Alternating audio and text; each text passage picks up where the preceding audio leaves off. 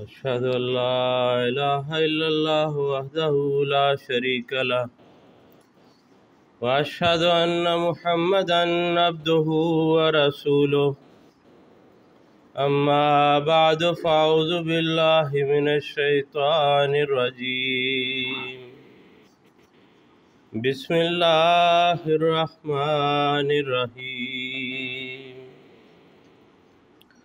مکرم و محترم نیشنل امیر صاحب، مکرم و محترم پرنسپل صاحب جامعہ احمدیہ بنگلہ دیش، ساتھی اساتذہ کرام، ممبران نیشنل مجلس عاملہ، صدر صاحبان لوکل جماعت، عزیز طلبہ جامعہ احمدیہ اور فارغ التحصیل شاہدین، مربیان کرام، السلام علیکم ورحمۃ اللہ وبرکاتہ۔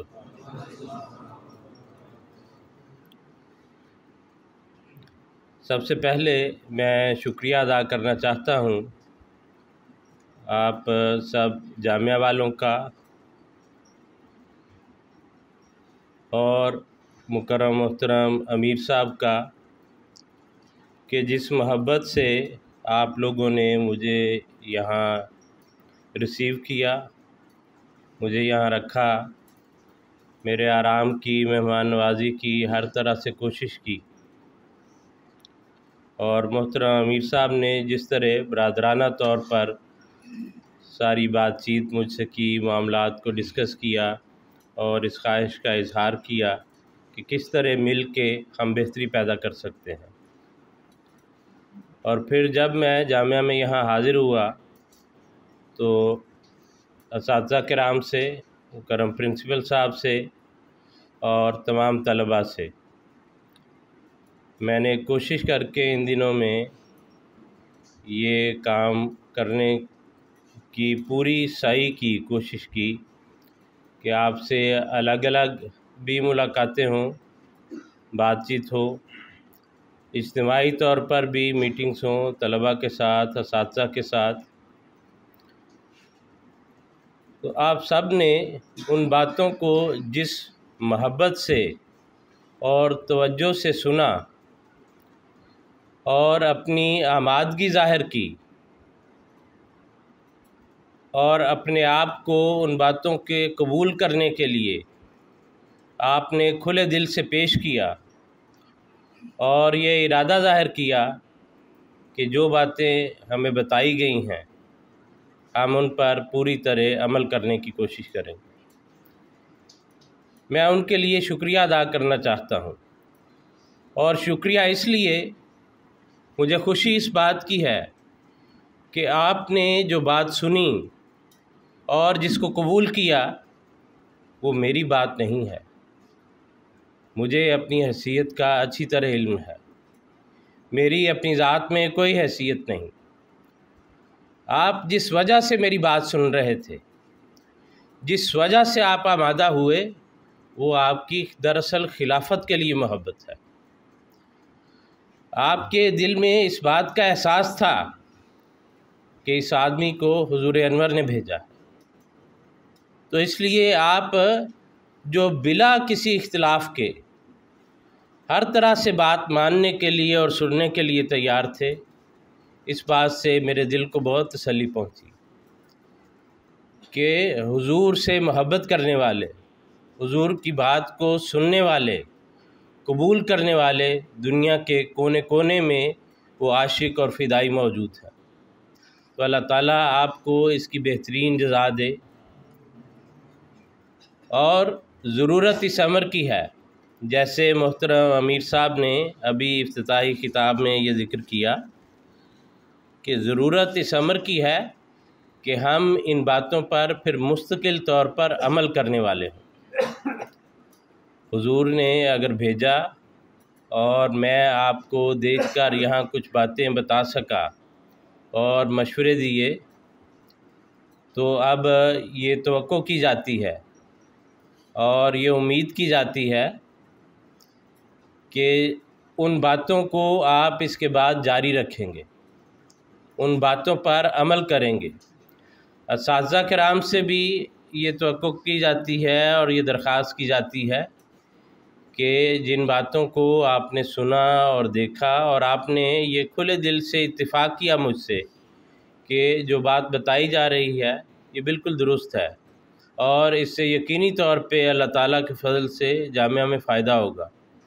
اسی طرح طلباء نے بھی بڑے کھلے دل سے جو باتیں جو نصائح میں نے ان کو کیں انہوں نے قبول کیا ہے اور انہوں نے اس بات کا اظہار کیا کہ ہم ضرور انشاءاللہ اپنے اندر بہتری پیدا کریں گے۔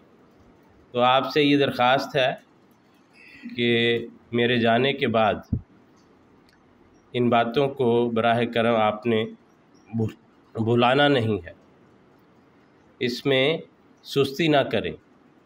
اگر ایک اچھے آغاز کا اور قرآنی اس تعلیم کا آپ نے نمونہ پیش کیا ہے کہ سمعنا، ہم نے آنے والے کی بات کو سن لیا ہے، جو حضور کا پیغام ہمارے پاس لے کر آیا ہے، تو اس کا اگلا جز ہے وہ اطعنا، اور ہم نے اطاعت کی ہے۔ سمعنا سننا ہے، پہلے توجہ سے بات کو اپنے ذہن میں بٹھانا، اور اطعنا کا مطلب ہے اس پر عمل کر کے دکھانا۔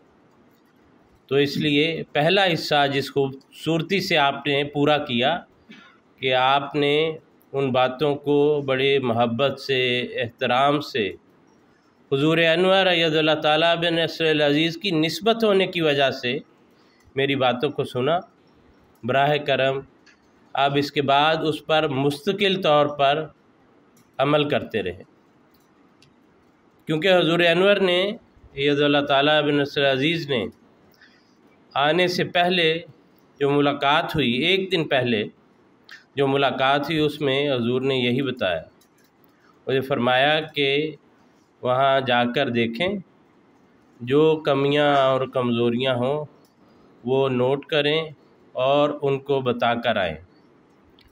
اگلا یہ ارشاد فرمایا کہ پھر اس کا فالو اپ کرتے رہیں۔ فالو اپ سے مراد یہی ہوا کہ یہ جائزہ ہوتا رہے کہ ان باتوں پر پھر کس قدر عمل ہو رہا ہے۔ تو یہ حضور کی براہ راست نصیحت ہے کہ ان چیزوں کا فالو اپ کرنا بھی ضروری ہے۔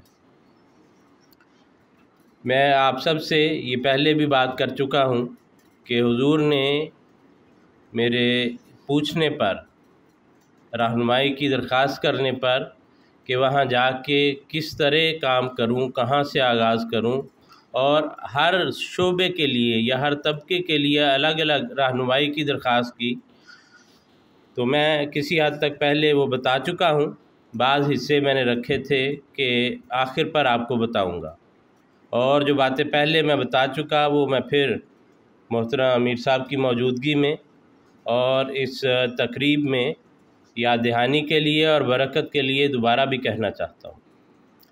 تو جب اساتذہ کرام کے متعلق میں نے درخواست کی تو حضور انور نے فرمایا ان کو کہیں کہ آپ واقف زندگی ہیں، جامعہ نے نئی نسل کی ذمہ داری آپ پر ڈالی ہے، آپ نے عہد کیا ہوا ہے اور اپنے عہد کو پورا کریں۔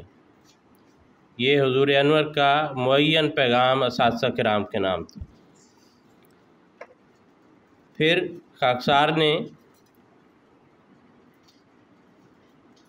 طلباء کے متعلق عرض کی کہ حضور اس حوالے سے رہنمائی فرمائیں، تو حضور نے فرمایا کہ جامعہ میں روحانیت میں اضافے کے لیے قرآن حدیث کا حضرت مسیح موعود علیہ السلام کے علم کلام کی روشنی میں مطالعہ کرے۔ یعنی روحانیت بڑھانے کے لیے کیا چیز ہے کہ سب سے پہلے آپ قرآن پڑھیں، اس کا مطالعہ کریں، تدبر کریں، حدیث پڑھیں، اس کا مطالعہ کریں، تدبر کریں، عمل کریں، اور اس کو سمجھنے کے لیے کیا چیز مددگار ہے اور رہنما ہے اس وقت، وہ حضرت مسیح موعود علیہ السلام کا علم کلام ہے۔ تو جس سے علمی فائدہ بھی ہوگا اور ہماری روحانیت بھی ترقی کرے گی۔ پھر حضور انور نے یہ فرمایا، اور یہ پیغام، یہ حصہ میں پہلے آپ کو وہ جو منتھلی فیسٹ ایک پروگرام ہمارا ہوا اس میں طلبہ کو بتا چکا ہوں۔ حضور انور ید اللہ تعالیٰ بن نصر العزیز نے فرمایا، جب طلبہ کے حوالے سے درخواست کی تو حضور نے فرمایا کہ ان کو میری طرف سے السلام علیکم ورحمۃ اللہ کہہ دیں۔ پھر حضور نے نسائے کے متعلق یہ رہنمائی فرمائی کہ ان کے لیے وہی نسائے ہیں میری، اور ان کو جا کر وہ نسائے بتائیں جو میں نے جامعہ UK کے کانوکیشن میں کہیں تھیں۔ تو حضور نے معین طور پر وہ ہدایات مجھے ارشاد فرمایا کہ وہ ہدایات ان کے سامنے جا کر پیش کرے، تو میں ابھی انشاءاللہ حضور انور ید اللہ تعالیٰ بن نصر العزیز کے ارشاد کے مطابق وہ پیش کروں گا، اور آپ دیکھیں گے کہ کیسی جامع اور مکمل ہدایات وہ ہم سب کے لیے ہے۔ حضور انور ید اللہ تعالیٰ بن نصر العزیز نے بطور واقفین زندگی سب کو خطاب کیا، جس میں تمام اساتذہ، دیگر کارکنان اور طلبہ شامل ہو جاتے ہیں۔ پھر حضور نے جو نئے فارغ التحصیل ہونے والے طلبہ تھے ان کے لیے معین طور پر الگ الگ ہدایات کا ذکر کیا۔ پھر جو جامعہ میں زیر تعلیم طلبہ ہیں ان سب کو بھی مد نظر رکھتے ہوئے اور مخاطب کرتے ہوئے بعض ہدایات کا ارشاد فرمایا۔ بنیادی طور پر تو حضور انور ید اللہ تعالیٰ بن نصر العزیز جو بات بھی فرمائیں وہ ہماری حیثیت کوئی بھی ہو، کیونکہ ہماری حیثیت ہے کوئی نہیں، یہ بات ذہن سے نکال لینی چاہیے ہمیں کہ کوئی حیثیت ہے۔ ہم سب جماعت کے خدمت گزار ہیں، اور یہ جماعت کی مہربانی ہے کہ ہمیں خدمت کے لیے رکھا ہوا ہے۔ یہ اللہ تعالیٰ کا فضل اور احسان ہے۔ حضرت مسیح موعود علیہ السلام جن کو اللہ تعالیٰ نے اس زمانے میں امام بنا کر بھیجا، وہ خدا تعالیٰ کے حضور عرض کرتے ہیں کہ یہ سراسر فضل و احسان ہے کہ میں آیا پسند، ورنہ درگاہ میں تیری کچھ کم نہ تھے خدمت گزار۔ اگر ان کا یہ حال ہے کہ وہ کہتے ہیں کہ یہ سراسر اللہ تعالیٰ کا فضل و احسان ہے کہ خدمت کا موقع ملا، تو ہماری کیا حیثیت ہے ہم یہ سمجھیں کہ ہم نے کوئی کام کیا، ہم کوئی کام کر سکتے ہیں؟ اس لیے کوئی حیثیت نہیں، کسی طرح بھی کوئی حیثیت نہیں، بس ہمیشہ عاجزی اور انکساری کے ساتھ، جیسے محترم امیر صاحب نے بھی ذکر کیا، حضور کی ہمیشہ یہی توجہ ہوتی ہے۔ مجھے یہ یاد آ گیا کہ ایک مرتبہ کسی کلاس میں ایک بچوں کی کلاس تھی، تو حضور نے اس سے بچے سے پوچھا آپ کیا بننا چاہتے ہو؟ تو اس نے اپنی معصومیت میں اور سادگی میں یہ عرض کیا حضور میں مربی صاحب بننا چاہتا ہوں۔ تو حضور نے فرمایا مربی بن جاؤ، صاحب نہ بنو۔ تو یہ جو خواہش ہے کہ ہمیں صاحب کہا جائے، عزت دی جائے، ایک بچے کا، اب اس کے تو کوئی سنجیدگی نہیں ہے بات میں، اس کو تو نہیں پتہ، لیکن حضور نے وہ اصلاح کرنی وہاں ضروری سمجھی کہ یہ لفظ جو ہے ذہن کے کسی کونے میں نہیں ہونا چاہیے۔ تو ہمیشہ عاجزی اور انکساری کو، جیسے حضرت مسیح موعود علیہ السلام کا ارشاد ہے، اس کو مد نظر رکھیں۔ پھر حضور نے یہ فرمایا آپ طلبہ کے لیے، حضور نے فرمایا کہ طلبہ کو یہ پیغام دیں کہ تم سے جو توقعات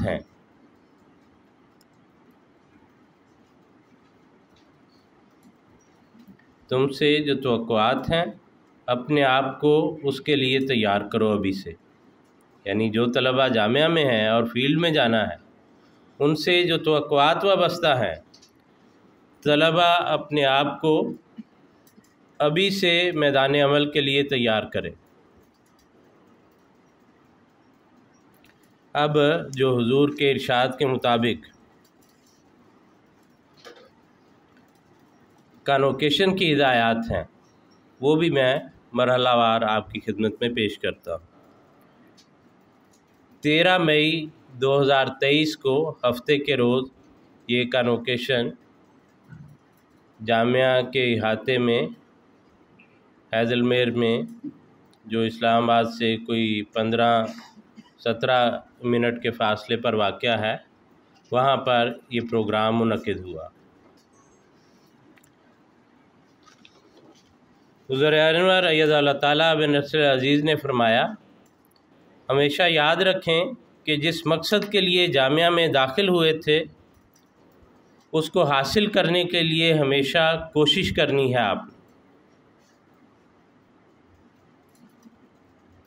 اور فارغ التحصیل مربیان کو حضور نے فرمایا کہ اس مقصد کی کچھ تربیت لے کر آپ جامعہ سے نکلے ہیں، یہ نہیں کہ وہ مقصد حاصل کر لیا ہے، آپ کو راستے دکھائے گئے ہیں کہ یہ راستے ہیں اس مقصد کو حاصل کرنے کے لیے، جو ایک واقف زندگی اور مربی کا اور مبلغ کا ہونا چاہیے۔ بس ہمیشہ اس بات کو یاد رکھیں۔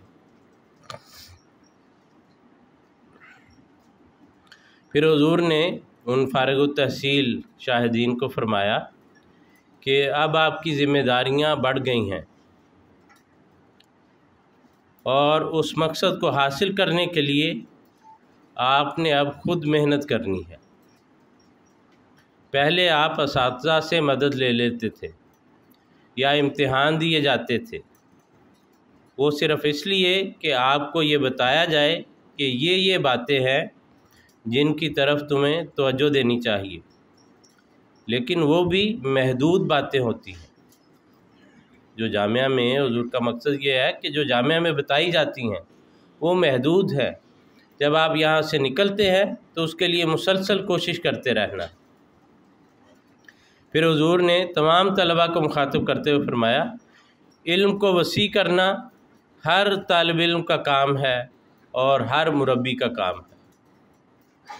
تو اس میں دیکھیں تمام اساتذہ بھی شامل ہو گئے، جو فارغ التحصیل ہیں وہ بھی شامل ہو گئے، ہم لوگ جو پہلے سے اگر کام کر رہے ہیں، فیلڈ میں موجود ہیں، ہم لوگ بھی اس کے مخاطب ہیں۔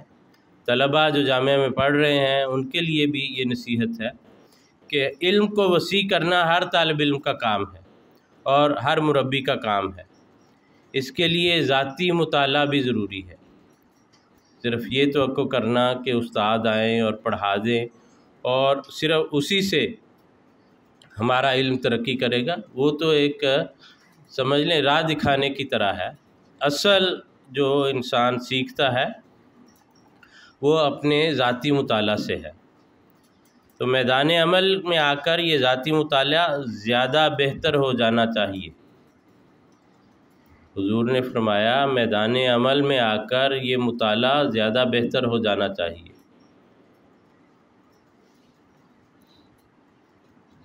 حضور نے فرمایا کہ ایک اچھے مربی اور مبلغ کو تو ہمیشہ جائزہ لیتے رہنا چاہیے کہ کیا ہم نے اپنے مقصد کے حصول، اپنا مقصد حاصل کرنے کی طرف ہم جا رہے ہیں یا اس کو کچھ حد تک حاصل کیا ہے یا اس کے لیے کوشش کر رہے ہیں۔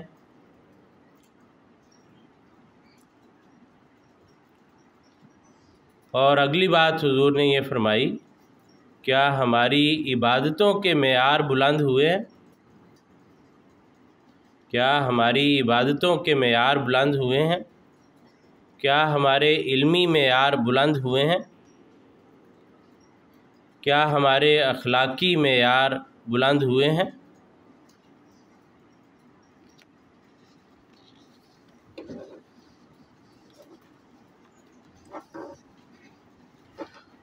حضور نے فرمایا کہ جب آپ مربی اور مبلغ بن کر جاتے ہیں تو سب لوگ آپ کو دیکھ رہے ہوتے ہیں، آپ کا جائزہ لے رہے ہوتے ہیں۔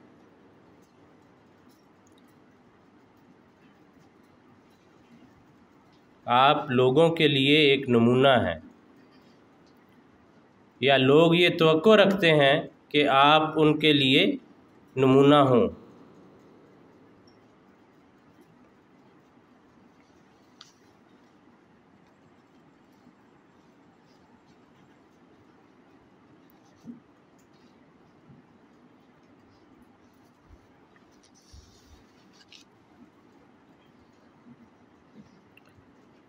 تو حضور نے فرمایا کہ اس لحاظ سے اپنے اندر تبدیلیاں پیدا کرنے کی ضرورت ہے، اس لحاظ سے اپنے اندر تبدیلیاں پیدا کرنے کی ضرورت ہے جو ایک مربی کو کرنی چاہیے۔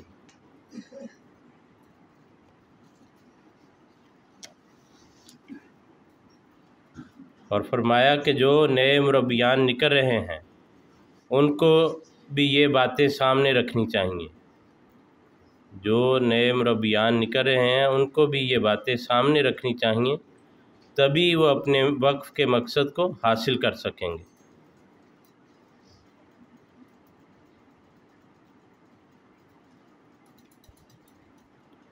اور حضور نے فرمایا کہ کامیاب مربی اور مبلغ وہی ہیں، کامیاب مربی اور مبلغ وہی ہیں جو مسلسل کوشش ان باتوں کے حصول کے لیے کرتے ہیں۔ ایک دن دو دن کا کام نہیں ہے، یہ سمجھیں۔ حضور نے فرمایا کہ مسلسل کوشش، کہ کامیاب مربی اور مبلغ وہی ہیں جو مسلسل کوشش ان کا باتوں کے حصول کے لیے کرتے ہیں۔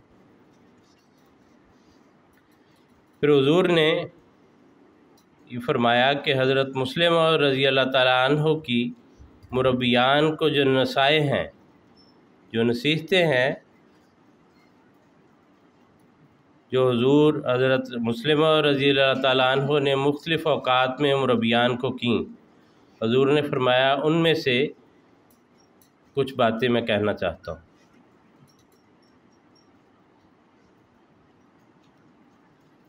حضور نے فرمایا کہ حضرت مسلم اور رضی اللہ تعالیٰ عنہ نے اپنے طویل دور خلافت میں جہاں جماعت کے انتظامی نظام کو منظم کیا، علاوہ روحانی ترقیات اور تبلیغی کاموں کے اور اشاعت دین کے، وہاں مربیان کے نظام کی بھی احسن رنگ میں رہنمائی فرمائی۔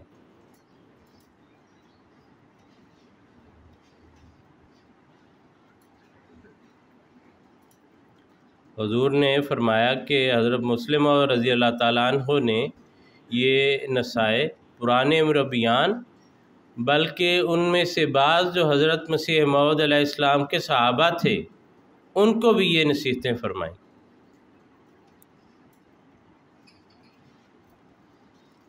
اور حضور نے پھر یہ بیان فرمایا کہ حضرت مسلم اور رضی اللہ تعالیٰ عنہ کی یہ نصائح اور رہنمائی کتابی صورت میں بھی چھپ چکی ہے، اور اس کا نام ہے زرعی ہدایات برائے مبلغین، زرعی ہدایات برائے مبلغین۔ اور محترم امیر صاحب، میں یہ ذکر کرنا چاہتا ہوں کہ اس آنے سے قبل جو ملاقات تھی حضور انور سے، اس میں حضور انور نے یہ فرمایا کہ یہ پیغام بھی دیں کہ تمام مربیان اس کتاب کا مطالعہ کریں، مطلب فارغ التحصیل اور دیگر جو بھی، تو تمام مربیان جو ہیں وہ اس کتاب کا مطالعہ کریں۔ حضور نے فرمایا اسے ہر مربی کو اور مبلغ کو ضرور اپنے پاس رکھنا چاہیے، اس کتاب کو ہر مربی اور مبلغ کو ضرور اپنے پاس رکھنا چاہیے، اور اس کا مطالعہ کر کے اپنے لیے اس میں سے نوٹس بنانے چاہیے، اور ان نوٹس کو پھر جب دیکھتے رہیں گے، ان نوٹس کو جب دیکھتے رہیں گے تو اس میں سے بہت ساری باتیں خلاصہ نکال کے جب آپ پوائنٹس بنا کے رکھیں گے اپنے پاس اور اس کو دیکھتے رہیں گے تو اپنی حالت کی بہتری کی طرف بھی توجہ رہے گی اور یاد دہانی بھی ہوتی رہے گی۔ تو کتاب زرعی ہدایات برائے مبلغین یہ سب کے پاس ہونی چاہیے، پھر اس کا مطالعہ کر کے نوٹس بنانے چاہیے، اور پھر ان نوٹس میں سے آپ پوائنٹس لے سکتے ہیں اور ان پر ہمیشہ نظر رکھنی چاہیے تاکہ یاد دہانی ہوتی رہے۔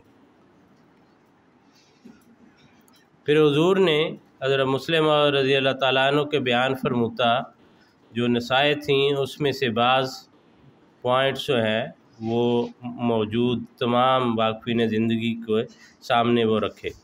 حضور نے فرمایا پہلی بات یہ ہے کہ مربی اور مبلغ بے غرض ہو۔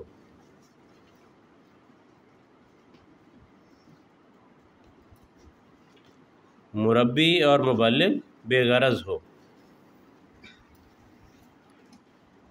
اگر بے غرض ہوگا یعنی اس کی ذاتی کوئی اس میں فائدہ، کوئی دلچسپی، کوئی ذاتی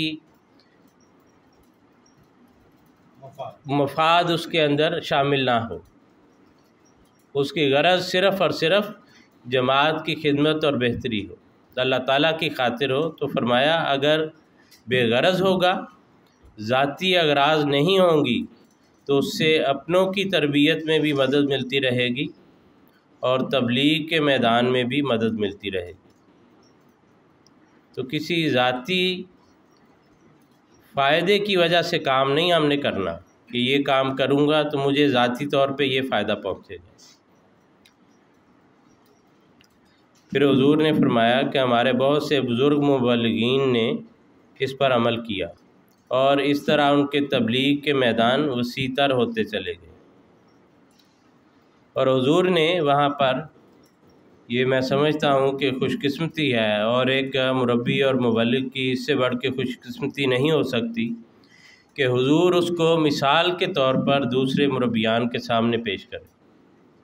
تو حضور نے فرمایا کہ پرانے مبلغین نہیں، موجودہ وقت میں بھی ایسے ہیں، اور حضور نے ایک مبلغ وہ ہمارے ساتھی تھے، ہم سے سینئر تھے، جامعہ میں بھی پڑھاتے رہے، مکرم مولانا منور احمد خورشید صاحب، تو ان کی چند دن پہلے اس وقت وفات ہوئی تھی۔ حضور نے ان کا ذکر فرمایا کہ وہ بے غرض ہو کر سب لوگوں سے رابطے کرتے تھے اور اپنوں اور غیروں سے ان کے تعلقات تھے، اور اس کے لیے انہوں نے بڑی قربانیاں بھی کیں۔ تو یہ نہ سمجھیں کہ یہ قربانیوں کی داستانیں صرف پرانے زمانے تک ہے اور ہم سمجھیں کہ اب وہ وقت نہیں رہا، ہم سے قربانی کی ضرورت نہیں۔ آج بھی آج کے وقت کے مطابق اور طرح قربانی کی ضرورت ہے، تو ہمیشہ اس کے لیے تیار رہنا چاہیے، اور قربانی وہ ہے جو خوش دلی سے پیش کی جائے۔ اگر آپ مجبوراً کوئی کام کریں تو وہ قربانی نہیں، وہ تو آپ کی مجبوری ہے، اور وہ تو گھاٹے کا سودا ہے میرے بھائی، میں یہ عرض کرتا ہوں کہ وہ تو گھاٹے کا سودا ہے کہ کام بھی کیا، مشکل بھی برداشت کی، لیکن اپنے دل کی خوشی شامل نہیں تھی، تو اس لیے اللہ تعالیٰ کی طرف سے برکتوں کے وارث نہیں بن سکے۔ تو اس لیے ذاتی خوشی کے ساتھ، محبت کے ساتھ، خدمت کے جذبے کے ساتھ ان باتوں کو اپنائیں۔ ہمارے جامعہ احمدیہ UK کے ہال میں حضور انور اید اللہ تعالیٰ و نصر عزیز کی ایک نصیحت جو اسی طرح ایک کانوکیشن کے موقع پر حضور نے فرمائی، وہ جامعہ کے ہال میں ایک بڑے پوسٹر کی شکل میں آمنے سامنے لگا رکھی ہے۔ حضور نے فرمایا کہ خلیفہ وقت کے پیغام کو توجہ سے سنیں اور پھر ایک جذبے کے ساتھ اس کو آگے پھیلائیں۔ ایک جذبہ، ایک آگ اور ایک تڑپ ہونی چاہیے، اس کے بغیر کام نہیں ہو سکتا۔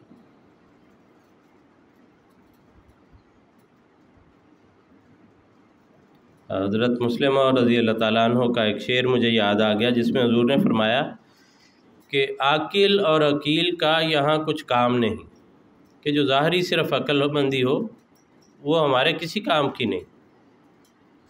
عاقل اور عقیل کا یہاں کچھ کام نہیں، وہ لاکھوں بھی بے فائدہ ہیں۔ مقصود میرا پورا ہو اگر مل جائیں مجھے دیوانے دو۔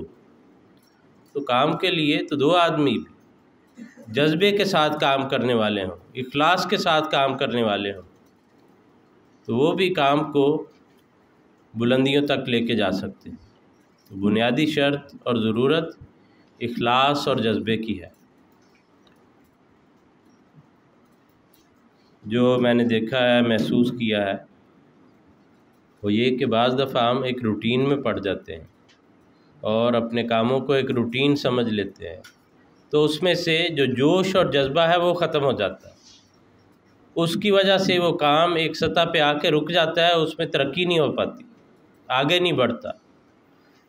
تو اس روٹین میں نہ پھنسیں، ہر دن اور ہر آنے والا کام ایک جذبے کے ساتھ آگے چلائیں، تب آپ دیکھیں گے کہ اللہ تعالیٰ اپنے فضل سے کس طرح اچھے نتائج پیدا کرتا ہے۔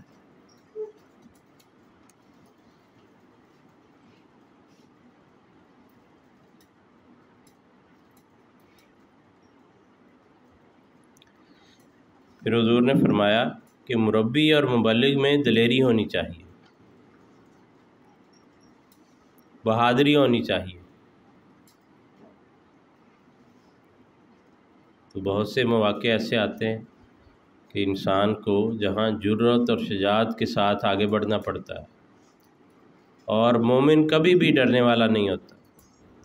حضور نے فرمایا کہ تربیتی امور میں بھی اور تبلیغ میں بھی صحیح اسلامی نقطہ نظر بغیر کسی خوف کے بیان کرنا چاہیے۔ تربیتی امور میں بھی اور تبلیغی امور میں بھی صحیح اسلامی نقطہ نظر بغیر کسی خوف کے بیان کرنا چاہیے۔ یہ نہیں کہ مصلحت میں آ کے خاموش ہو گئے یا اس طرح بیان کر دیا جو واضح نہ ہو، اپنی جان بچانے کی کوشش کی۔ اس طرح نہیں، بلکہ دلیری اور بہادری سے اپنا نقطہ نظر بیان کرے۔ اب دلیری اور بہادری کو بعض دفعہ بعض لوگ غلط اس کا مطلب لے لیتے ہیں۔ وہ سمجھتے ہیں کہ دلیری اور بہادری سے مراد یہ ہے کہ بغیر کسی قسم کے ادب احترام کے ہر جگہ ایک قسم کے جھگڑے کی صورت پیدا کر کے میں اپنی بات کروں تو یہ کہا جائے گا کہ میں دلیری سے بات کر رہا ہوں۔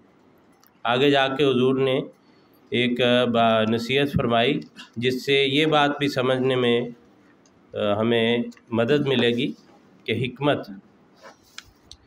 حضور نے فرمایا کہ آج کل معاشرے میں بہت سی برائیاں ہیں، ان کو حکمت سے اور جرأت سے بیان کرنا۔ مومن کی بات کبھی بھی حکمت سے خالی نہیں ہوتی۔ دلیری اور بہادری کا یہ مطلب نہیں کہ بغیر عقل مندی کے انسان کام کرے اور جماعت کے اندر یا دوسروں کے ساتھ فتنہ فساد کا ماحول یا لڑائی جھگڑے کا ماحول پیدا کرے، اس سے بھی ایک مبلغ کو ہمیشہ بچنا چاہیے، بلکہ جماعت کو متحد اور متفق رکھنا چاہیے۔ تو حضور نے فرمایا کہ آج کل کے معاشرے میں بہت سی برائیاں ہیں، ان کو حکمت سے اور جرأت سے بیان کرنا اور اصلاح کی کوشش کرنا ہر مربی کا کام ہے۔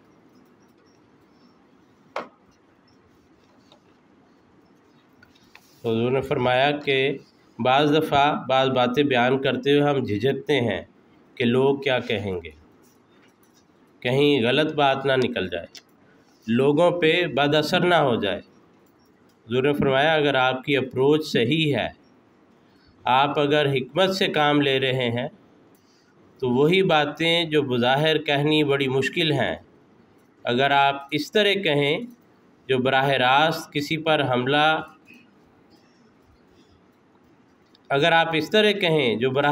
کسی پہ حملہ ہوتا ہو تو اس کا اثر منفی نکل سکتا ہے۔ لیکن اگر حکمت سے سمجھایا جائے، جائزہ لیا جائے پھر بات کی جائے تو اس کا مثبت اثر ہوتا ہے۔ بس بات جرأت سے بیان کرنی ہے اور حکمت سے بیان کرنی ہے۔ پھر اگلا ایک بڑا بنیادی مربی اور مبلغ کی کامیابی کے لیے گر ہے اور نقطہ ہے، حضور نے فرمایا کہ اپنوں اور غیروں کے لیے اس میں ہمدردی کا جذبہ ہو۔ اپنوں اور غیروں کے لیے اس میں ہمدردی کا جذبہ ہو، ان کے درد کو محسوس کرے، اور جب ایسی ہمدردی لوگوں کو نظر آتی ہے تو ایک ذاتی تعلق پیدا ہوتا ہے۔ جب ایسی ہمدردی لوگوں کو نظر آتی ہے تو ایک ذاتی تعلق پیدا ہوتا ہے اس شخص سے، اور پھر تربیتی امور میں بھی آسانی پیدا ہو جاتی ہے اور تبلیغی امور میں بھی آسانی پیدا ہوتی ہے۔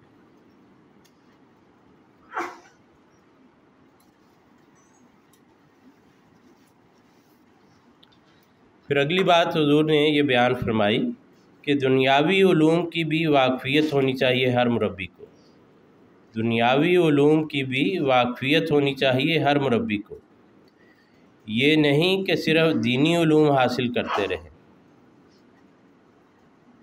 دنیاوی کتب بھی پڑھیں، اخبار پڑھیں، بعض آرٹیکل آتے ہیں یعنی بعض میگزین وغیرہ میں یا اخبار میں بعض مضامین آتے ہیں وہ پڑھیں، حالات حاضرہ کی صورتحال کا بھی علم ہونا چاہیے، حالات حاضرہ کی صورتحال کا بھی علم ہونا چاہیے، اور پھر اگر لوگوں کی اصلاح کے لیے ان باتوں کو سامنے رکھ کر کچھ کہنا پڑے تو جب ان باتوں کو سامنے رکھ کر آپ کہیں گے اور اگلے کو یہ علم ہوگا کہ آپ حالات حاضرہ بھی جانتے ہیں اور موجودہ زمانے کی باتوں کا بھی علم ہے، تو پھر اس پر مثبت اثر ہوتا ہے، پھر آپ کی بات لوگوں پہ اثر کرتی ہے۔ اگلی نصیحت حضور نے یہ فرمائی، اور حضور نے فرمایا یہ بھی بڑی اہم بات ہے مربیان کے لیے، یہ بھی بڑی اہم بات ہے مربیان کے لیے کہ ان کو اپنی ظاہری صفائی کا بھی خیال رکھنا چاہیے،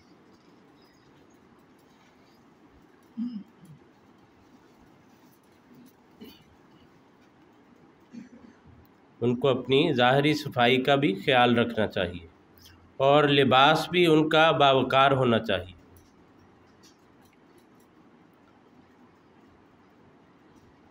یہ نہیں کہ کیلنڈروں کی طرح،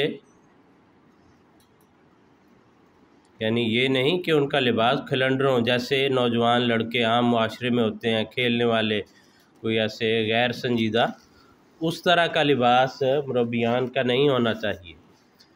بعض دفعہ ہم معاشرے میں جو رو چلتی ہے اس سے متاثر ہو جاتے ہیں، آج کل یہ فیشن ہے، داڑھی کا ایک سٹائل بن جاتا ہے رکھنے کا، کہ آج کل وہ فرض کریں جو سٹارز ہیں، جو کرکٹرز ہیں، انہوں نے اس طرح کی داڑھی رکھی ہے، یا وہ شرٹیں ایسی چل پڑی ہیں کہ وہ جو تنگ ہیں، جسم کو ڈھانپنے والی نہیں، یا پینٹ اس طرح کی پہن لیتے ہیں یا اس طرح کی چل پڑتی ہے کہ جو انسان کے سطر کے لیے مناسب نہیں، یا عجیب بے ڈھنگی قسم کی ہے۔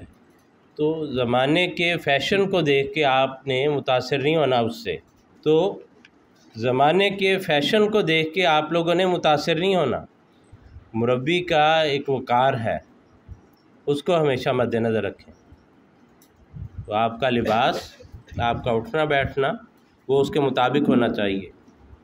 حضور نے فرمایا اب زمانہ طالب علمی کا گزر گیا، میدان عمل میں آگے یا آنے والے ہیں، آپ کے لباس ایسے ہوں جو باوقار ہوں،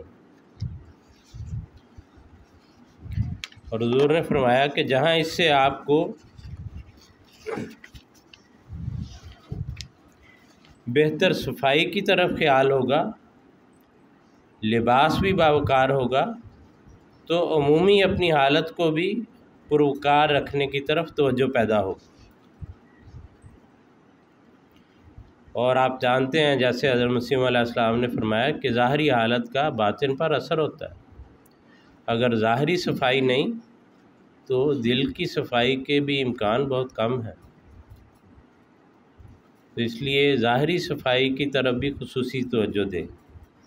اور پلیز مجھے اجازت دیں یہ کہنے کی کہ ظاہری صفائی کے لحاظ سے بھی کافی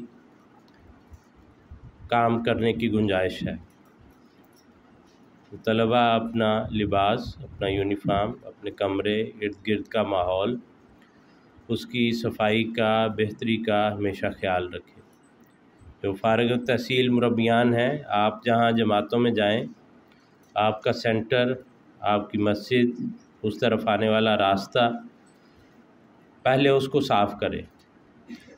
اپنے آپ کے رہنا سہنا، آپ کا لباس، اٹھنا بیٹھنا، اس میں صفائی ہو۔ اس کا نتیجہ یہ نکلے گا کہ پھر آپ وہاں کے افراد جماعت جو ہیں ان کو یہ کہہ سکیں گے، ان کو توجہ دلا سکیں گے۔ پہلے اپنی حالت بہتر ہوگی، جو جگہ آپ کے زیر انتظام ہے وہ صاف ستھری ہوگی، تو پھر آپ تمام احمدیوں کو بھی یہ توجہ دلا سکیں گے۔ تو عمومی طور پر صفائی میں بہتری کی کافی ضرورت ہے، تو آپ پلیز اس طرف بھی توجہ کریں۔ حضور نے فرمایا کہ دنیا میں ایک انقلاب پیدا کرنا ہے تو دنیا کو اپنے پیچھے چلانا ہے۔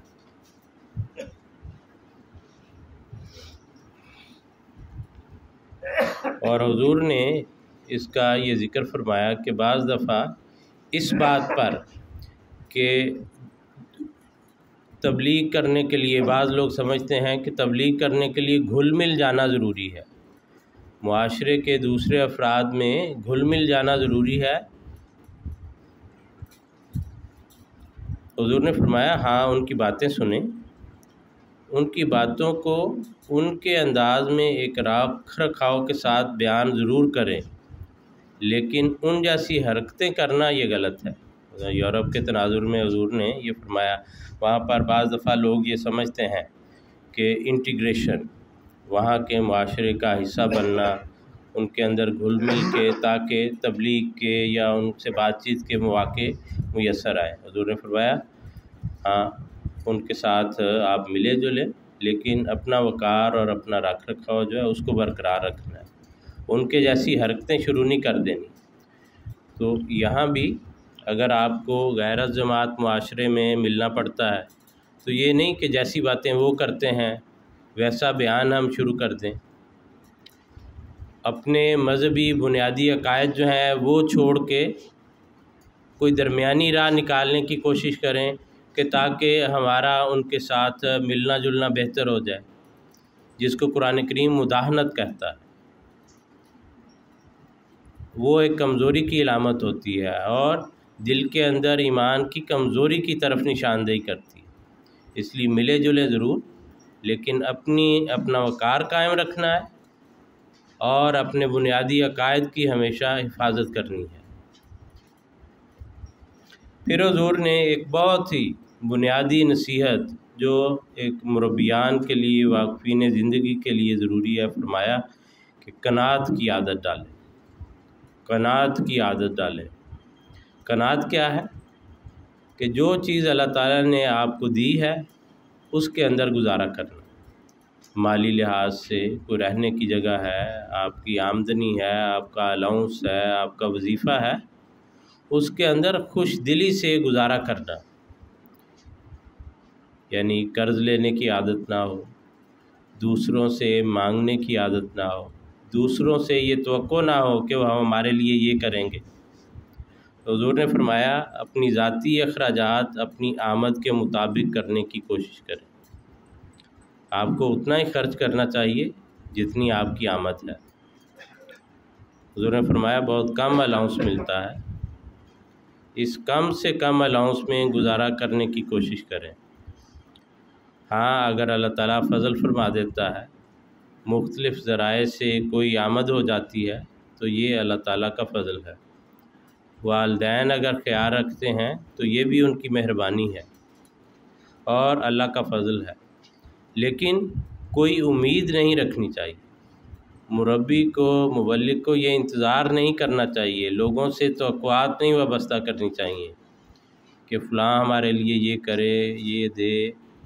اس طرح سے لوگوں کی طرف نظر ایک مربی کی، مبلغ کی نہیں اٹھنی چاہیے۔ جو جماعت نے دیا ہے اس پر شکر کے ساتھ اور قناعت کے ساتھ گزارا کرنے کی عادت ڈالنی چاہیے۔ اور حضور نے آگے یہ فرمایا کہ اپنی آمد کے مطابق اپنے اخراجات کرنے ہیں، اور یہی بات اپنے بیوی بچوں کے ذہن میں بھی ڈال دیں، اور یہی بات اپنے بیوی بچوں کے ذہن میں بھی ڈال دیں، تو پھر ہی پرسکون زندگی آپ کے گھروں کی ہوگی۔ اگر آپ خود تو اس بات کے قائل ہو جائیں کہ قناعت کرنی ہے، آپ کی تو یہاں 7 سال تربیت بھی ہوئی، مختلف حوالوں سے سمجھایا جاتا رہا، لیکن اگر آپ نے وہ پیغام اپنے بیوی بچوں تک منتقل نہ کیا تو عملی زندگی آپ کے لیے بہت مشکل ہوگی۔ تو اس لیے اپنے بیوی بچوں کی بھی تربیت اسی طرح کرنی ضروری ہے۔ حضور نے فرمایا ان کے ذہنوں میں بھی یہ بات ڈال دیں کہ اپنی آمد کے مطابق خرچ کرنا ہے، تو پھر ہی پرسکون زندگی ہوگی۔ اگلی بات حضور نے یہ فرمائی کہ جماعتی اموال کو بھی بڑے احتیاط سے خرچ کرنے کی طرف توجہ ہونی چاہیے۔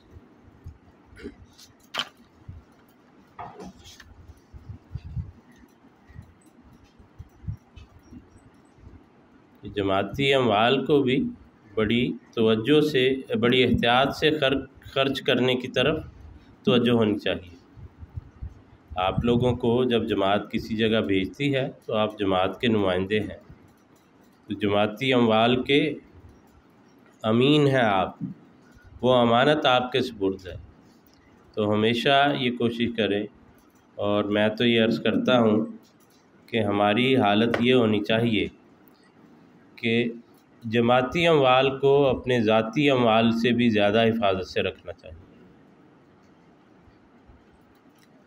اگر ہماری کوئی چیز ضائع ہوتی ہو تو ہو جائے، جماعت کی کوئی چیز بہرحال ضائع نہیں ہونی چاہیے۔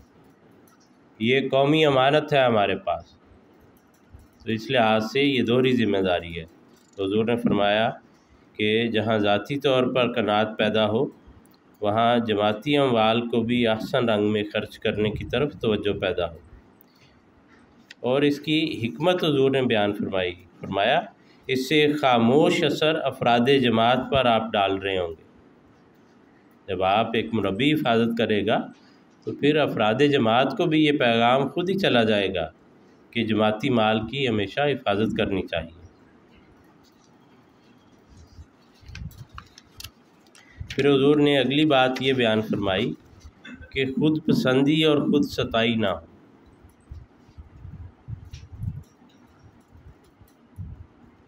کوئی بات آپ کریں، کوئی لیکچر دیں، کوئی تقریر کریں، کوئی کام ایسا کریں جو لوگوں کے فائدے کے لیے ہو اور ان کو پسند آئے، تو پھر اس کو اپنے لیے فخر کا ذریعہ نہ بنا لیں۔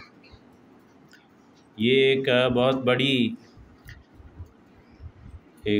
سمجھ لیں ایک چیلنج ہے مربیان کے لیے۔ آپ نے ہمیشہ بات کرنی ہے، تقریر کرنی ہے، تو یہ توقع نہ کریں کہ لوگ اس پر آپ کی تعریف کریں۔ آپ نے اللہ تعالیٰ کی خاطر کیا ہے، اور حضور نے ہو سکتا ہے بعض دفعہ سامنے والے اس بات کا اظہار کر دیں۔ حضور نے فرمایا کہ دوسروں کو حق ہے کہ وہ تعریف کریں۔ اگر وہ کہنا چاہتا ہے، کوئی بات کہتا ہے، آپ اس کا منہ بند نہیں کر سکتے۔ تو دوسروں کو حق ہے وہ تعریف کریں، اور اگر وہ تعریف کریں اور آپ کے سامنے کریں تو زیادہ سے زیادہ استغفار کی طرف توجہ ہونی چاہیے۔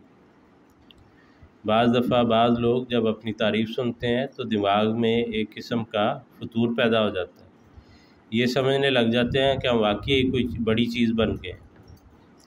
اس وقت وہ موقع ہوتا ہے، وہ شیطان کے حملے کا موقع ہے۔ جب کوئی تعریف کرنے لگے تو آپ کو فوراً ڈر جانا چاہیے اس بات سے کہ یہ بڑا خطرناک مقام ہے۔ تو حضور نے فرمایا اس وقت زیادہ سے زیادہ استغفار کی طرف توجہ ہونی چاہیے۔ استغفار کریں کہ اللہ تعالیٰ ہر قسم کے کبر سے ہمیں محفوظ رکھے، اور اس وجہ سے ہماری ترقی کی بجائے کہیں تنزل نہ شروع ہو جائے۔ یعنی روحانیت میں اگر اوپر جا رہے تھے تو روحانیت میں تنزل نہ شروع ہو جائے۔ پھر حضور نے فرمایا کہ ایک اہم بات یہ بھی ہے کہ عبادت کی پابندی ہو، تہجد کی پابندی ہو، عبادت کی پابندی ہو، تہجد کی پابندی ہو۔ ایک مربی اور مبلغ سے یہ امید کی جاتی ہے کہ وہ باقاعدہ تہجد پڑھنے والا ہو، جیسا بھی وقت ہے، جیسے بھی حالات ہیں، کوشش یہ ہو سوائے اشد مجبوری کے کہ عام طور پر تہجد پڑھیں، نوافل کی طرف توجہ ہو، نماز باجماعت کی انتہائی پابندی ہو۔ پھر حضور نے فرمایا کہ بعض دفعہ بعض جماعتیں یہ اعتراض کر دیتی ہیں کہ مربی صاحب نے مسجد نہیں کھولی، ہم نماز پڑھنے آئے تو مسجد بند تھی یا نماز سینٹر بند تھا۔ یہ اعتراض کبھی کسی مربی پر نہیں ہونا چاہیے۔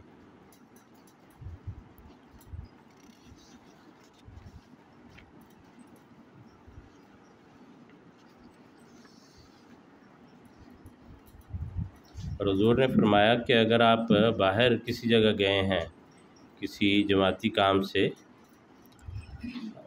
بلکہ یہ فرمایا اگر آپ کسی جماعتی کام سے باہر نہیں گئے ہوئے تو اپنا نماز سینٹر اور مسجد نماز کے لیے کھلی ہونی چاہیے۔ اگر آپ کسی دورے پر گئے ہیں تو وہ اور بات ہے، دوسری صورت میں ہمیشہ نماز سینٹر اور مسجد کھلی ہونی چاہیے۔ پھر حضور نے فرمایا بعض دفعہ یہ بھی شکایت آ جاتی ہے فجر کی نماز پر مربی صاحب نہیں آئے، یہ شکایت بھی آ جاتی ہے کہ فجر کی نماز پر مربی صاحب نہیں آئے۔ حضور نے فرمایا گو ان کے عذر ہوتے ہیں، مربیان عذر کرتے ہیں، کوئی اپنی وجہ پیش کرتے ہیں کہ فلاں بیماری تھی یا فلاں وجہ تھی۔ حضور نے فرمایا لیکن کبھی کبھار ایسا ہونا تو کوئی بات نہیں، لیکن عادتاً ایسا ہو جانا پھر بد اثر ڈالتا ہے جماعت کے افراد میں۔ اگر یہ عادت بنا لی، اور کبھی کبھار سے بھی انسان کو سستی کی طرف نہیں جانا چاہیے۔ میں یہ عرض کرتا ہوں کہ انسان اپنے ذہن میں یہ بنا لے کہ حضور نے کہا تھا کبھی کبھار تو سستی ہو جاتی ہے، گویا ایک اجازت مل گئی۔ انسان کا نفس بہانے دیتا ہے نا اس کو، وہ یہ سمجھ لیتا ہے کہ یہ تو حضور کی بات کے اندر یہ اجازت شامل تھی، ہاں کبھی کبھی تو ہو سکتا ہے، کبھی کبھی تم کر لو، کوئی حرج نہیں۔ وہ تو بیماری کی حالت ہے، کوئی مجبوری کی حالت ہے، تو اس وقت تو اور رخصت کا عالم ہے۔ لیکن ویسے یہ سمجھ لینا کہ اجازت ہے کبھی کبھی نہ جاؤں، تو حضور نے جیسے فرمایا کہ اس کا بد اثر پڑتا ہے۔ اور دیکھیں وہ مربی کسی بھی جگہ کسی بھی حیثیت سے کام کر رہا ہو، کسی جماعت میں ہو، کسی دفتر میں ڈیوٹی ہو، کسی جامعہ میں ڈیوٹی ہو، جہاں بھی ایسی بات ہوگی تو اس کو دیکھنے والے لوگوں پر، اس کے ماتحت لوگوں پر، اس کے تابع لوگوں پر، اس کے چھوٹوں پر اس کا برا اثر ہوگا۔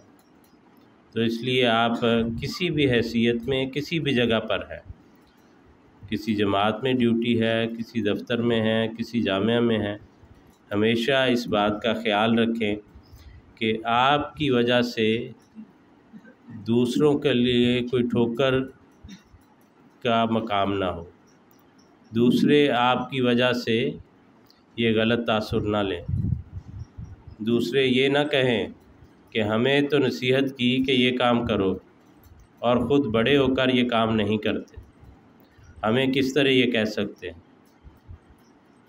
تو اللہ تعالیٰ نے تو اس بارے میں بڑا واضح فرمایا ہے۔ قرآن کریم میں اللہ تعالیٰ فرماتا ہے کہ لِمَ تَقُولُونَ مَا لَا تَفْعَلُونَ، وہ بات کیوں کرتے ہو جو تم کرتے نہیں۔ اور آگے بڑی ڈرانے والی بات ہے، فرمایا کہ کَبُرَ مَقْتًا عِندَ اللہِ أَن تَقُولُوا مَا لَا تَفْعَلُونَ، یہ اللہ تعالیٰ کو بہت ناراض کرنے والی، غصہ دلانے والی بات ہے، بڑی ناپسندیدہ ہے کہ تم وہ بات کہو جو تم کرتے نہیں۔ تو اس لیے اپنا ذاتی نمونہ، اپنے قول کے ساتھ اپنے فعل کا نمونہ ہمیشہ پیش کرنا چاہیے۔ پھر حضور نے فرمایا ہمیشہ یہ احساس رہنا چاہیے کہ دعاؤں اور عبادت کے بغیر ہم کچھ نہیں، دعاؤں اور عبادت کے بغیر ہم کچھ نہیں۔ ہمارے جو کام بھی ہیں وہ دعاؤں کے ذریعے سے ہی ہونے ہیں، اور یہی جماعتی ترقی کا ذریعہ ہے، یہی تربیت اور تبلیغ کا ذریعہ ہے۔ اللہ تعالیٰ کے فضلوں کو جذب کیے بغیر ہم کچھ نہیں کر سکتے، اور اللہ تعالیٰ کے فضل کو جذب کرنے کے لیے عبادت بہت ضروری ہے۔ حضور نے فرمایا دعاؤں کی طرف توجہ بہت ضروری ہے، ذکر الہی بہت ضروری ہے۔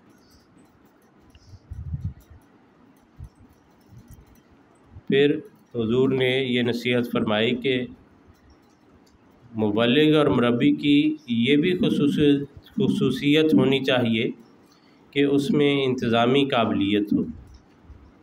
مربی اور مبلغ کی یہ بھی خصوصیت ہونی چاہیے کہ اس میں انتظامی قابلیت ہو۔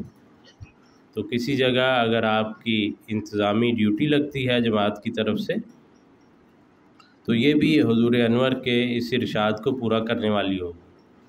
اس ارشاد کی برکت سے آپ بہت سے کام سیکھ رہے ہوں گے جس کی جماعت کو ضرورت ہے، وہ کام بھی ہمیشہ خوش دلی کے ساتھ کرنے چاہیے۔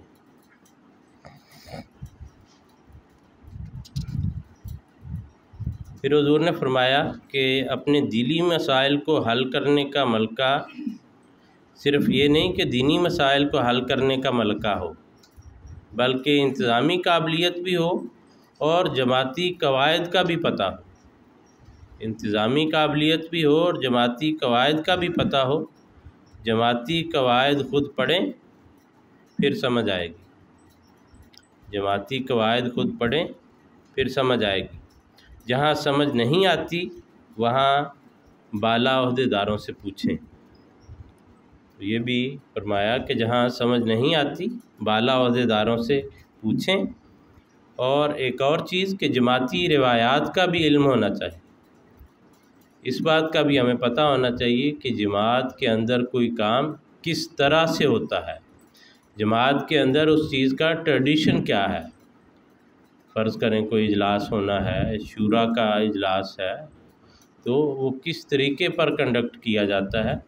تو جماعت میں جو کام کرنے کا طریق ہے اس کا علم ہونا ضروری ہے، تاکہ جماعت کے اندر سب کام ایک ہی طرز پر ہوں۔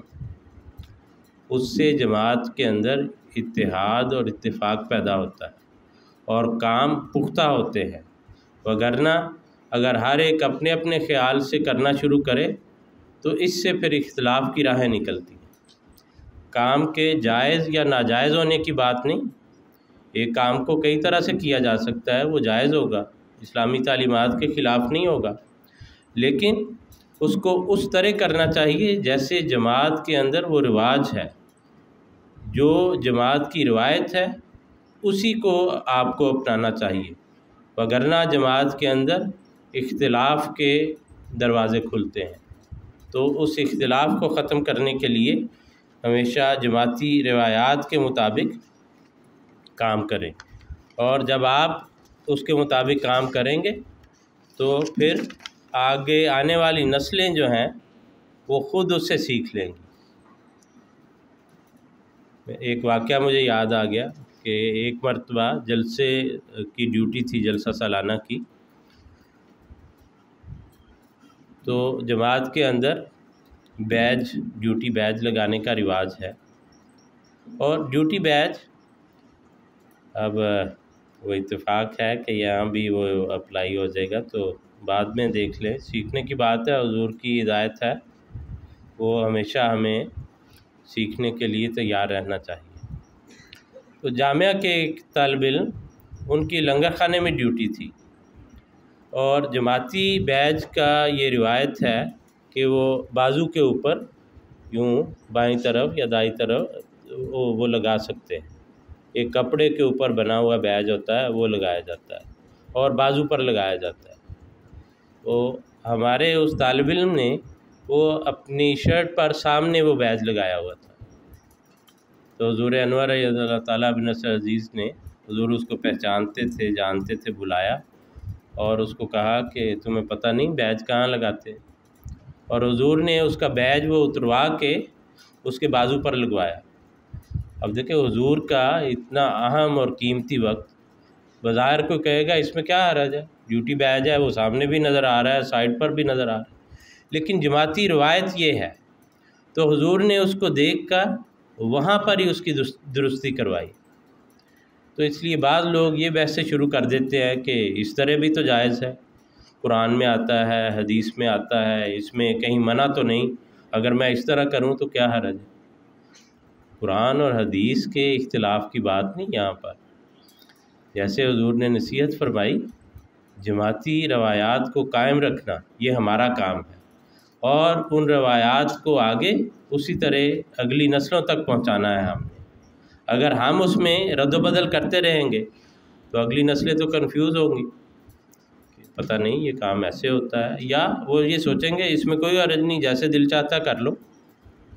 تو ہمیشہ جو جماعت کی روایت ہے اس کی آپ نے پاسداری کرنی ہے اور اس کو آگے لے کے چلنا ہے۔ حضور نے فرمایا کہ نوجوانوں کو جماعتی قواعد کا بھی علم ہو اور جماعتی روایات کا بھی علم ہو، اور ان کو پتہ ہو کہ ہم نے کس طرح آگے نظام جماعت کو سنبھالنا ہے۔ فرمایا یہ ٹریننگ دینا بھی مربیان کا کام ہے، روایات کے متعلق ٹریننگ دینا بھی مربیان کا کام ہے۔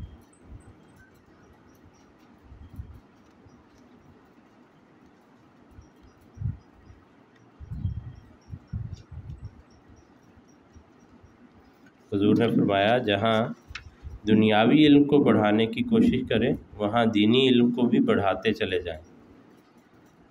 جہاں دنیاوی علم کو بڑھانے کی کوشش کریں وہاں دینی علم کو بھی بڑھاتے چلے جائیں۔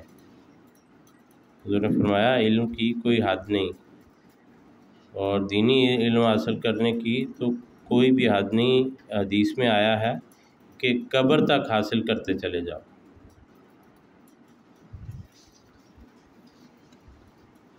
پھر حضور نے فرمایا کہ علم کو بڑھانے کے ساتھ ساتھ جو نئے نئے اعتراضات اسلام پر ہوتے ہیں، یہ فرمایا اعتراضات تو وہی پرانے ہی ہیں، مختلف رنگوں میں مختلف طریقوں سے دجاجلی چالوں سے ان کو پیش کیا جاتا ہے، ان کے جواب دینے کی بھی کوشش ہر ایک کو کرنی چاہیے، اس کے لیے تیاری کرنی چاہیے۔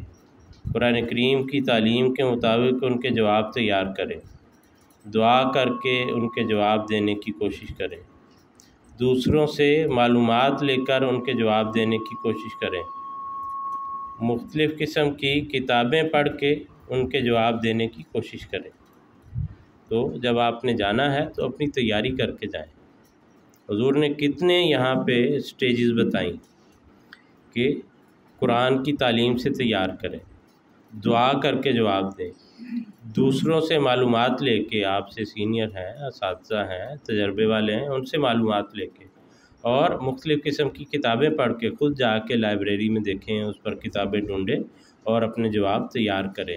اس سے آپ کا علم پختہ ہوگا اور آپ کے اندر ایک جرأت اور بہادری پیدا ہوگی۔ آپ کو علمی میدان میں جاتے ہوئے ڈر نہیں لگے گا، مخالفین کا مقابلہ کرتے ہوئے آپ میں گھبراہٹ نہیں ہوگی، کیونکہ علم انسان کے اندر ایک بہادری پیدا کرتا ہے۔ تو اپنی تیاری کر کے جائیں۔ حضور نے فرمایا کہ یہ بات بھی یاد رکھنی چاہیے کہ کس شخص سے کس دلیل سے بات کرنی، ہر ایک سے ایک اصول سے بات نہیں کی جا سکتی، تو یہ بھی مربی کو سمجھنا ضروری ہے۔ سامنے والے کا جائزہ لیں۔ فرض کریں آپ کے سامنے اگر کوئی دیوبند مکتبہ فکر کا ہے اور آپ اس کو جو بریلوی مکتبہ فکر کے لوگ ہیں، علماء ہیں، ان کے حوالے دیتے جائیں، وہ تو آسانی سے آپ کو کہہ دے گا میں اس کو نہیں مانتا، یہ غلط ہے، آپ کا حوالہ تو بیکار گیا۔ اور حضور نے مثال دی کہ مثلاً اگر آپ مذہب کے متعلق بات کریں کہ ہمارے مذہب میں یہ ہے، قرآن میں یہ ہے، حدیث میں یہ ہے، اور سامنے والا شخص ایسا ہے کہ وہ مذہب کو مانتا ہی نہیں، وہ بنیادی طور پہ کسی مذہب کا قائل ہی نہیں، تو آپ کی کوئی دلیل اس پر کام نہیں کرے گی۔ تو یہ جائزہ لینا اور یہ دیکھنا ضروری ہے کہ آپ کس سے بات کر رہے ہیں، تو اس کے مطابق آپ کو تیاری کر کے جانی چاہیے، اس کے مطابق دلائل جو ہے وہ پیش کریں۔ پھر حضور نے فرمایا کہ دوسروں کے لیے قربانی کا مادہ بھی مربی میں بہت زیادہ ہونا چاہیے۔ دوسروں کے لیے قربانی کا مادہ بھی مربی میں بہت زیادہ ہونا چاہیے۔ یہ عمل دوسروں کو آپ کے قریب لائے گا اور آپ کی باتوں میں تاثیر پیدا کرے گا۔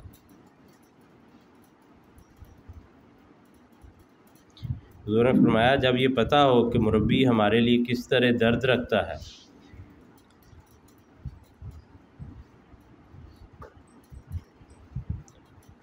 اور حضور نے فرمایا کہ صرف یہ نہیں کہ ہمدردی رکھتا ہے، بلکہ اس سے آگے اس ہمدردی کے نتیجے میں قربانی کی عادت پیدا ہونی چاہیے کہ جب ہمدردی پیدا ہو تو پھر دوسروں کے لیے خود قربانی کریں۔ تو حضور نے فرمایا کہ اس سے پھر لوگوں میں ایک اچھا اثر پیدا ہوگا۔ اگلی نصیحت یہ کی، فرمایا کہ تبلیغ کے مواقع آپ نے خود تلاش کرنے۔ بعض لوگ یہ کہتے ہیں کہ جماعت نے ہمیں یہ کہا نہیں کہ فلاں کام کرو، یا جماعت نے کہا تھا یہ پمفلٹ تقسیم کر دو، ہم نے کر دیے، یا یہ کلاس کہی تھی دایان کی، وہ ہم نے کر دی، اس سے زیادہ سوچنے کے لیے تیار نہیں۔ حضور نے فرمایا خود موقع تلاش کریں، اس لیے ہمیشہ آپ کا دماغ اس پہ کام کرتا رہنا چاہیے کہ ہم نے جماعتی تبلیغ کو کس طرح آگے بڑھانا ہے، نئے نئے راستے اس کے لیے ڈھونڈیں۔ ہر بات کے لیے ہمیں یہ نہیں سوچنا چاہیے کہ ہم حضور سے انتظار کریں، حضور ہمیں ہر کام کر کے دیں کہ اب یہ کرو اب یہ کرو۔ یہ تو ٹھیک ہے کہ ہم نے حضور کی ہدایت کو فالو کرنا ہے، لیکن ہم یہ کیوں چاہتے ہیں کہ ہمارا ہر بوجھ جو ہے وہ حضور پر پڑا ہو، کہ ہمارا کام جو کرنے کا یہاں بیٹھ کے ہے وہ بھی حضور وہاں سے کر کے دیں؟ تو پھر ہم کس مرض کی دعا ہیں، ہم کس لیے یہاں بیٹھے ہیں؟ اگر سارے کام حضور نہیں کرنے ہیں تو بعض لوگ اس کو مکس کر دیتے ہیں اطاعت کے ساتھ یا برکات خلافت کے ساتھ، بلکہ ہمارا یہ کام ہے کہ ہم آگے بڑھ کے حضور کی خدمت میں یہ باتیں پیش کریں کہ حضور ہم نے یہ سوچا ہے کہ اس طرح بھی کام ہو سکتا ہے، اس طرح بھی کام ہو سکتا ہے، اس طرح بھی کام ہو سکتا ہے۔ تو پھر حضور سے کہیں کہ آپ رہنمائی فرمائیں اس میں سے کون سا زیادہ بہتر۔ اس بات کے انتظار میں بیٹھے رہیں کہ حضور کہیں گے تو پھر ہم شروع کریں گے، یہ ایک سستی کی اور نااہلی کی علامت ہے، یہ نکما پن ہے اور حضور کے اوپر بوجھ ڈالنے والی بات ہے۔ تو اس لیے جب حضور نے اپنے لوگ مقرر کیے اور ان کو بتا دیا کہ یہ مستقل کام ہے، آپ نے تربیت کرنی ہے، آپ نے تبلیغ کرنی ہے، اب یہ ہمارا کام ہے کہ ان چیزوں کے لیے ذرائع ڈھونڈیں۔ تو اس کے لیے ہمیشہ اپنے ارد گرد دیکھ کر جائزہ لے کر جماعت کے پیغام کو آگے پہنچائیں۔ حضور نے فرمایا کہ جماعت کی اخلاقی اور علمی ترقی اور اس کے معیار کو بلند کرنا بھی مربی کی ذمہ داری ہے۔ دعا کی طرف خاص توجہ دیں۔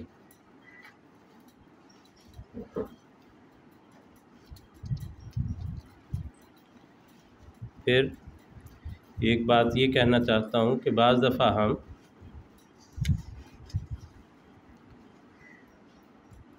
ایک دوسرے کا سہارا لیتے ہیں اپنے کام نہ کرنے کے لیے، اپنے کام کا الزام دوسرے پر ڈالنا چاہتے ہیں۔ ہم وہ جیسے حضور نے پچھلے خطبہ جمعہ میں یہ فرمایا تھا، حضرت علی رضی اللہ تعالیٰ عنہ اور فاطمہ رضی اللہ تعالیٰ عنہ کا واقعہ سنا کے کہ حضور نے جب نماز تہجد کی طرف توجہ دلائی تو انہوں نے آگے سے قرآن کی ایک آیت پیش کی۔ اب ظاہر تو قرآن کی آیت ہے، کوئی غلط چیز نہیں، کہ یا بلکہ انہوں نے یہ کہا کہ ہمارے نفس تو اللہ تعالیٰ کے ہاتھ میں ہے، جب اللہ چاہتا ہے جگا دیتا ہے تو ہم پڑھ لیتے ہیں، جب نہیں تو ہم سوئے رہتے ہیں۔ تو بظاہر تو بات اسی طرح ہے کہ اللہ تعالیٰ کے ہاتھ میں ہے، لیکن انسان نے اپنی کوشش تو کرنی ہے۔ تو حضور صلی اللہ علیہ وسلم نے اس پر فرمایا کہ کان الانسان اکثر شائن جدل، انسان بہت زیادہ جھگڑا کرنے والا ہے، بہت زیادہ اپنے حق میں دلیلیں ڈھونڈ لاتا ہے۔ تو یہ میرا بھائی بڑی خطرناک بیماری ہے، اور علماء چونکہ پڑھتے ہیں، ان کو آیتیں حدیثیں یاد ہوتی ہیں، ان کے اندر یہ زیادہ پرابلم آتی ہے، وہ زیادہ چیزوں کو توڑ موڑ کے اپنے حق میں پیش کرنے کی کوشش کرتے ہیں۔ یہ میری آپ سے بھائیوں کی طرح درخواست ہے، ساری زندگی کے لیے پلے باندھ لیں کہ اپنے حق میں دلیلیں نہ ڈھونڈیں، کام کرنے کے لیے صاف اور سیدھی نیت سے کوشش کریں۔ دلیلیں ڈھونڈنے لگیں گے تو آپ کو بہت ملیں گی۔ وہ ایک واقعہ ملتا ہے، کہتے ہیں کسی شکاری نے جال لگایا ہوا تھا، تو اس میں جال کے اندر ایک کبوتر پھنس گیا اور ایک کوا بھی پھنس گیا۔ تو کبوتر رو رہا تھا اور کوا بھی رو رہا تھا۔ تو کبوتر نے کہا کہ میں تو روتا ہوں کہ میں حلال جانور ہوں، مجھے وہ پکڑے گا اور ذبح کر کے کھا جائے گا، تو تمہارا گوشت تو حلال نہیں ہے۔ کوے کو کہا تم کیوں روتے ہو، تم کیوں پریشان ہو؟ اس نے کہا تمہیں نہیں پتہ، یہ جال ایک مولوی کا ہے، وہ کوئی راستہ نکال لے گا مجھے بھی کھانے کا۔ تو مولویوں کو یہ عادت ہوتی ہے کہ اپنے حق میں دلیلیں ڈھونڈنا، باتیں اپنے حق میں توڑ موڑ کے پیش کرنا، اپنے کام کے لیے رستے نکالنا کہ یہ تو اس لیے نہیں ہوا، یا ہم یہ اس لیے نہیں کریں گے، یا اس لیے نہیں کر سکتے۔ میرا بھائی میری آپ سے بڑی عاجزانہ درخواست ہے، بہانے ڈھونڈو گے تو 1000 مل جائیں گے، لیکن کام کا بہانہ ڈھونڈو۔ یہ ڈھونڈو کہ کس بہانے سے میں نے کام کرنا ہے، کہ اپنے کام کی کرنے کے حق میں بہانے ڈھونڈو، کام کے ٹالنے کے حق میں بہانے نہ ڈھونڈو۔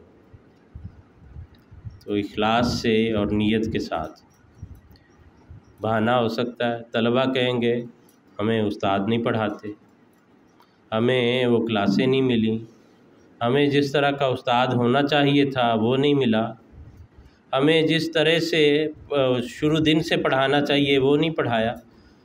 حقیقت بھی ہوگی، کئی کمزوریاں بھی ہو سکتی ہیں، ہر جگہ ہو سکتی ہیں، لیکن ان بہانوں سے اپنے آپ کو تسلی نہ دیں۔ استاد کہہ سکتے ہیں کہ طالب علم توجہ نہیں کرتے، وہ پڑھتے نہیں ہیں، بڑی کوشش کی ہے، بڑا سمجھایا ہے۔ تو دیکھیں اگر ہم اس کے جواز ڈھونڈیں تو کئی نکل آئیں گے۔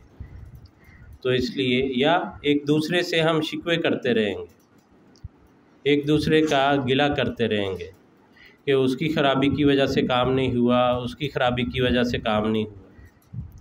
حالانکہ چاہیے تو یہ کہ ہم میں سے جو جس کے ذمہ کام ہے، اگر وہ اپنا کام اچھے طریقے سے کرتا جائے تو کوئی دوسرے سے شکوہ پیدا ہی نہیں ہوگا، کہ جو اس کی ڈیوٹی تھی وہ اس نے کی۔ اگر استاد کی ڈیوٹی تھی تو اس نے پوری محنت سے وہ کی، جو طالب علم کی ڈیوٹی تھی اس نے وہ کی، تو اب تو کوئی شکوہ نہیں، ہر ایک نے اپنے اپنے حصے کا کام کیا۔ تو شکوے پر، شکایت پر وقت ضائع کرنے کی بجائے مثبت سوچ پیدا کریں، جو آپ کے بس میں ہے وہ کام کر رہے، جو آپ کر سکتے ہیں اس کے لیے کوشش کریں۔ وہ کسی شاعر نے کہا ہے کہ شکوہ ظلمت شب سے تو کہیں بہتر تھا، کہ رات کے اندھیرا ہونے کا شکوہ کرنا کہ بہت اندھیرا ہے، تو شکوہ ظلمت شب سے تو کہیں بہتر تھا، ہم اپنے حصے کی شمع جلاتے جاتے۔ تو جو آپ کے حصے میں شمع جلانے کا کام ہے آپ وہ کریں۔ یہ شکوہ کرنا کہ یہ خرابی ہے، یا یہ شکوہ کرنا کہ ہم تو کوشش کرتے ہیں، اوپر والی انتظامیہ کام نہیں کرتی، وہ ہمیں اتنے فنڈ دے دیں تو پھر کام ہوگا، وہ ہمارا یہ نہیں ہو سکا، یہ شکوے جتنے بڑھائیں گے، یہ جواز جتنے ڈھونڈیں گے اتنے ملتے جائیں گے، اور یہ طبیعت میں بڑھتے جاتے ہیں۔ یہ منفی جو بات ہے اس کے اندر یہ بیماری ہے اپنے ساتھ کہ یہ ہمیشہ بڑھتی ہے، رکتی نہیں ہے، اس لیے اس کا آغاز نہ کریں۔ شکووں کی طرف اور جواز ڈھونڈنے کی طرف نہ جائیں۔ جو کام آپ کی وسعت میں ہے، حضرت مسلمہ رضی اللہ تعالیٰ عنہ نے یہ نصیحت فرمائی۔ حضور کے بڑے مشہور وہ ہیں کہ آپ کہاں ہیں، مجھے آپ کی تلاش۔ حضور نے فرمایا کہ اگر کوئی کام آپ کے سپرد کیا جائے تو وہ کام کر دکھاؤ، یا وہاں پر آپ کی لاش نظر آئے، یا تو وہ کام مکمل ہو جائے، یا وہ جگہ اس بات کی گواہی دے کہ آپ اس کام کے مکمل کرنے میں کوشش کرتے کرتے خدا تعالیٰ کی راہ میں شہادت پا چکے ہیں۔ یہ وہ مقام اور مرتبہ ہے، یہ وہ توقع ہے جو حضرت مسلمہ رضی اللہ تعالیٰ عنہ ہم سے رکھتے ہیں۔ اس لیے ہمیشہ اپنے کام کے لیے کوشش کریں، محنت کریں، خدا تعالیٰ سے مدد طلب کریں، اور یہ کبھی نہیں ہو سکتا کہ خدا تعالیٰ اس کوشش کو ضائع کر دے۔ آپ کے پیچھے، آپ کے چہرے کے پیچھے جماعت کا چہرہ ہے۔ ایک واقعہ ملتا ہے کہ حضرت طلحہ رضی اللہ تعالیٰ عنہ نے جب جنگ میں حضور صلی اللہ علیہ وسلم کے چہرے کے سامنے اپنا ہاتھ رکھا اور اس ہاتھ پر مسلسل تیر پڑتے رہے اور وہ ہاتھ شل ہو گیا، اور ان کو بعد میں کسی نے پوچھا کہ آپ کو درد نہیں ہوتی تھی، آپ کے منہ سے آہ نہیں نکلتی تھی؟ تو انہوں نے کہا مجھے درد بھی ہوتی تھی، آہ نکلنا چاہتی تھی، ہاتھ ہٹنا چاہتا تھا، لیکن مجھے یہ خیال آتا تھا کہ میرے اس ہاتھ کے پیچھے حضور صلی اللہ علیہ وسلم کا چہرہ ہے۔ تو آپ کے چہرے کے پیچھے جماعت کا چہرہ ہے، آپ کو جماعت کے چہرے کی حفاظت کے لیے یہ کرنا پڑے گا۔ اگر آپ وہاں سے ہٹ گئے تو وہ تیر جماعت تک پہنچیں گے، وہ حضور کو تکلیف دیں گے۔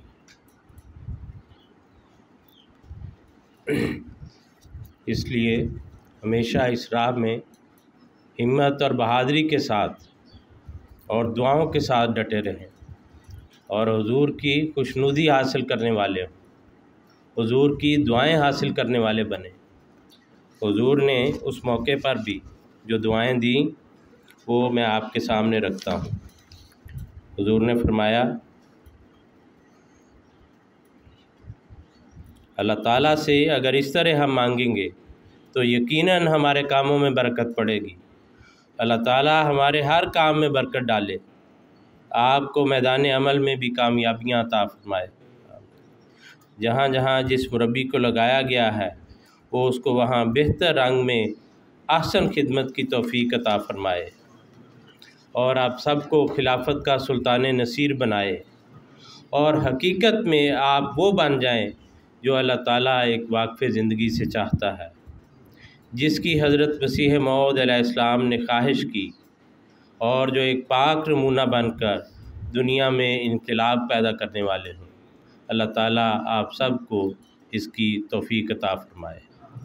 اور پھر حضور نے فرمایا دعا کر لیں، تو ہم بھی حضور کے ان الفاظ کے مطابق ہی دعا کر لیتے ہیں۔ محترم امیر صاحب دعا کروا دیں۔ امیر صاحب نے یہ ارشاد مجھے فرمایا کہ دعا کروا دوں، تو پلیز دعا میں شامل ہو جائیں۔